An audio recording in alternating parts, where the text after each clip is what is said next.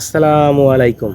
আজকের আলোচনার বিষয় মুসলিম সমাজে ইমামদের সামাজিক দায়িত্ব।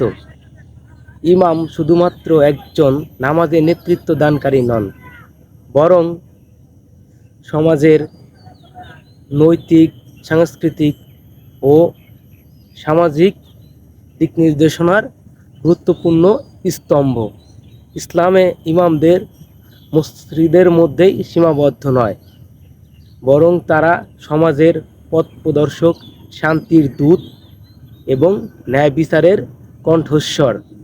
প্রথমত, ইমামদের দায়িত্ব হলো ধর্মীয় শিক্ষা প্রদান করা। প্রতিদিন খুতবা ও বক্তৃতার মাধ্যমে সমাজে সঠিক ইসলামী মূল্যবোধে উদ্বুদ্ধ করতে পারেন। অন্যায়, দুর্নীতি ও মাদকাসক্তি, নারীর প্রতি সহিংসতা প্রভৃতি সামাজিক ব্যাধির বিরুদ্ধে জনগণকে সচেতন করতে পারেন। দ্বিতীয়ত, সমাজে শান্তি এবং সৌহার্দ্য বজায় রাখার জন্য ইমামরা গুরুত্বপূর্ণ ভূমিকা রাখতে পারেন। বিভিন্ন সম্প্রদায়ের মধ্যে সহনশীলতা এবং পারস্পরিক সম্মান বজায় রাখার জন্য তারা মানুষের মাঝে সমঝোতার সেতুবন্ধন তৈরি করতে পারেন। তৃতীয়ত, ইমামরা দরিদ্র ও অসহায় মানুষদের পাশে দাঁড়াতে পারে।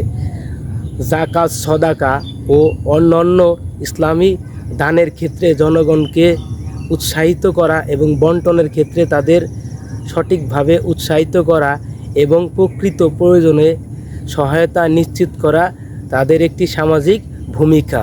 সর্বশেষে, ইমামদের উচিত সমাজ পরিবর্তনের অগ্রদূত হিসেবে কাজ করা। সেখানে শুধু ধর্মীয় অনুশাসন নয়, বরং মানবিক মূল্যবোধ, শিক্ষার গুরুত্ব, নারী অধিকার ও পরিবেশ রক্ষার মতো বিশেষ বিষয়েও সচেতনতা গড়ে তুলবেন। অংশে বলতে চাই যে একজন ইমামের দায়িত্ব শুধু সামাজিকভাবে ধর্মীয় অনুশীলনের মধ্যেই সীমাবদ্ধ নয়, বরং তিনি একজন নেতা, শিক্ষাগুরু এবং সমাজ সংস্কারক। এই দায়িত্ব সঠিকভাবে পালনই একটি সুন্দর, শান্তিপূর্ণ মুসলিম সমাজ গঠনের পথপ্রদর্শক হতে পারে।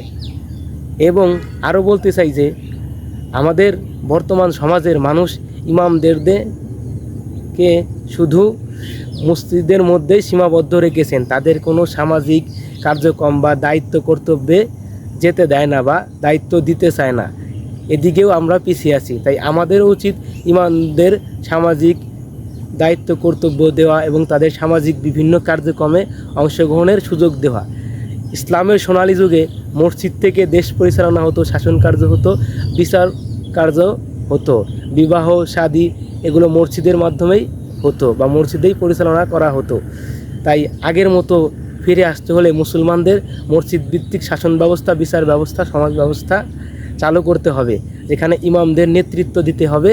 তাহলেই সঠিকভাবে সমাজ, ইসলামিকভাবে সমাজ গঠন করা যাবে, শান্তিতে বসবাস করা যাবে। আসসালামু আলাইকুম।